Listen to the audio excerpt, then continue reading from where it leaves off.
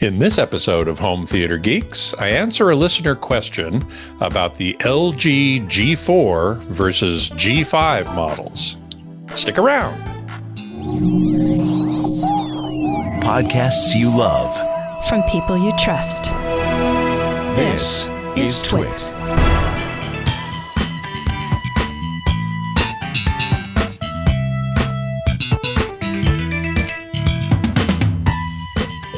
Hey there, Scott Wilkinson here, the Home Theater Geek.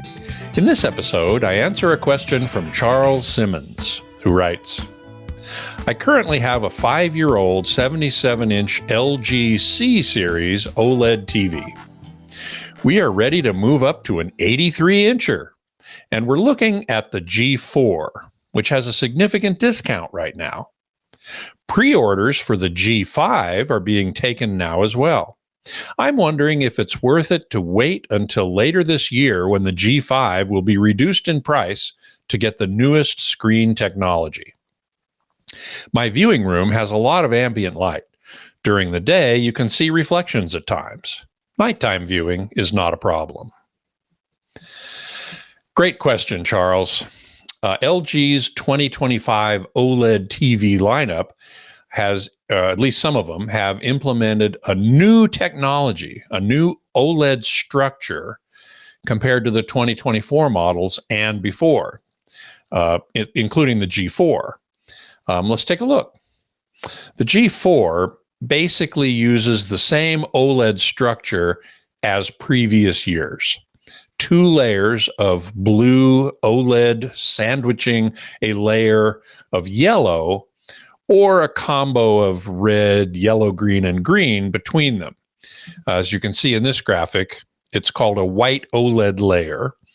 It's got 2 layers of blue and a layer sandwiched between it. In this graphic, it's kind of a nondescript beige, but it's either yellow or it's a combination of red, yellow, green, and green. And when you combine that with the 2 blue layers, you get white.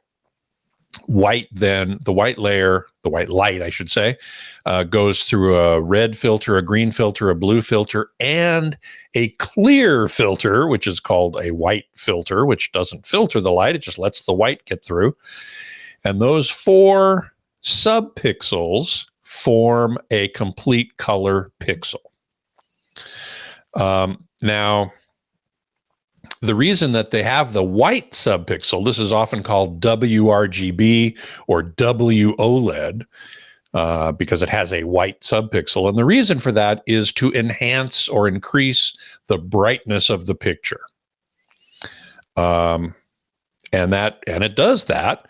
It increases the brightness, but it also causes color desaturation at high brightness levels. So as the picture gets brighter and brighter and brighter, color saturation decreases. Now, the G4 also implements LG's micro lens array, or MLA, which they introduced in 2023. It places tiny lenses in front of each pixel, which we can see in the next graphic. So here we have the WOLED panel passing through an MLA layer of teeny tiny lenses, and then finally through the glass. And that is a technology that's a couple of years old. LG claims 5,000 or more lenses per pixel, which means around 42 billion lenses on a 77-inch 4K screen, which they show, they have a little graphic in the next graphic I wanted to show you, 42.4 billion micro lenses on a 77-inch screen. These lenses direct more light toward the viewer, increasing brightness and efficiency over previous models. LG, in fact, claims 22% greater energy efficiency compared to a standard OLED panel, and also increased lifespan, so they say. Also important is LG's Meta brightness boosting software. This is not the company that owns Facebook. It's their technology that they also call Meta. It's a software, but it's part of the panel itself. It's not in the video processor. And with Meta and MLA, LG claims 50% higher brightness than previous models. Now, I must admit, when I first learned about this, I was a bit concerned about viewing angles with MLA. Because if MLA, these little micro lenses, direct light more forward, straight ahead, maybe the off-axis viewing would not be as good as it typically is with OLED. One of the reasons OLED is so good. But LG claims these TVs have even more viewing angle than the standard OLED. And they also have a new polarizer, which reduces reflections, which would be important in your room. According to Tech Radar, one of the articles I read for this, it cuts the brightness of reflections roughly in half compared to previous model.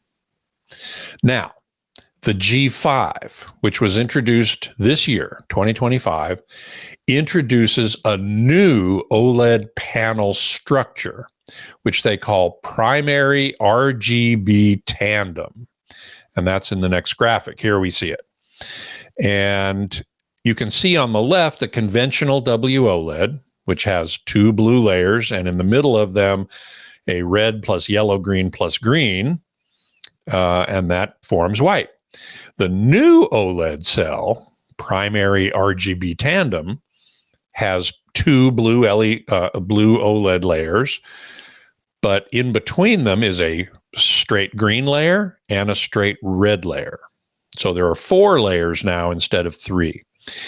And among the differences, you can see in the lower corners of this graphic, the power spectrum, the wavelength spectrum of each of these panels. And they have a strong blue peak and a green peak and a red peak. And then the OLED, the WOLED, the red peak in particular is not very high.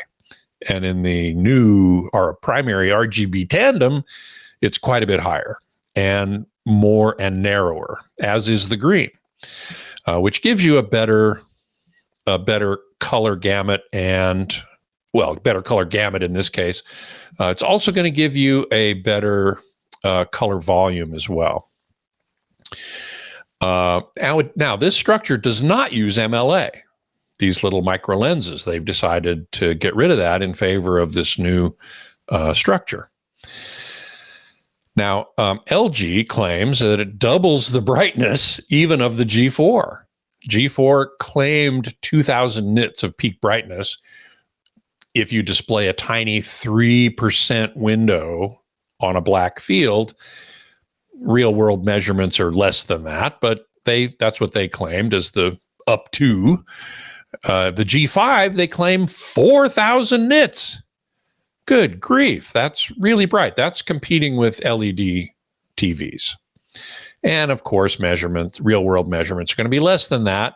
And, but it is brighter. There's no question. It's also, they claim, more efficient, this new primary